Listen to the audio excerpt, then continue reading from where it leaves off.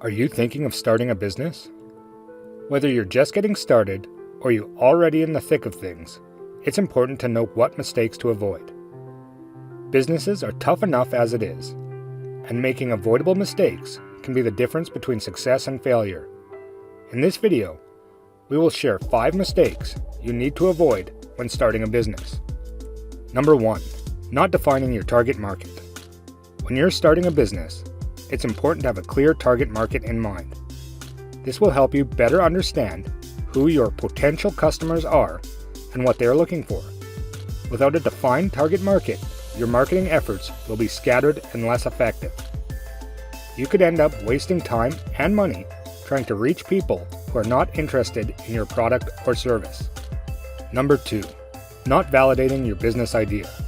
One of the most common mistakes entrepreneurs make when starting a business is not validating their business idea. Before you invest time and money into launching a new business, it's important to make sure there's a market for your product or service. If you take the time to validate your business idea before launching, you'll be much more likely to find success as an entrepreneur. Number 3. Not doing your research. If you're thinking about starting a business, it's important to do your research first. One of the most important things to research is the market. What is the demand for the product or service? Who is your competition? What are their prices?